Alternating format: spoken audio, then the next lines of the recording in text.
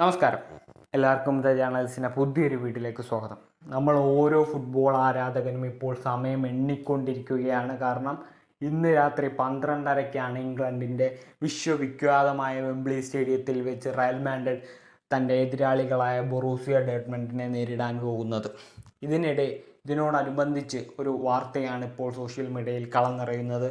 എന്താണെന്ന് വെച്ച് കഴിഞ്ഞാൽ, നമ്മുടെ ജൂഡ് ബെല്ലിംഗ്ഹാം, റയൽ മാഡ്രിഡിൻ്റെ മിഡ്ഫീൽഡറായ ജൂഡ് ബെല്ലിംഗ്ഹാം കഴിഞ്ഞ സമ്മറിൽ 88 മില്യൺ ആയിരുന്നു ബൊറൂസിയ ഡോർട്ട്മണ്ടിൽ നിന്നും റയൽ മാഡ്രിഡിലേക്ക് പോയത്.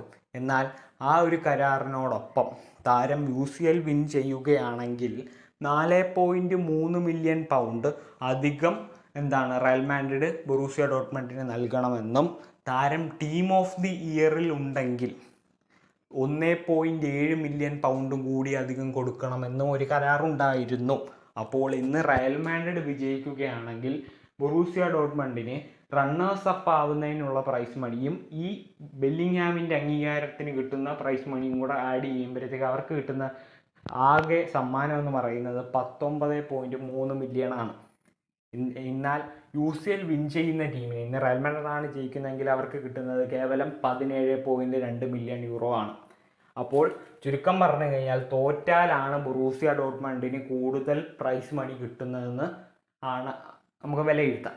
എന്നാൽ ഇതല്ലല്ലോ, ഫുട്ബോളിൽ പണത്തിനെക്കാട്ടിലും വലുതായി പലതും ഉണ്ടെന്ന് നമുക്കറിയാവുന്നതാണ്. അവരെന്തായാലും വിജയിക്കാൻ തന്നെയാണ് പോകുന്നത്. കാരണം UCLൻ്റെ പ്രസക്തി അത്രത്തോളമാണ്. Thank you guys.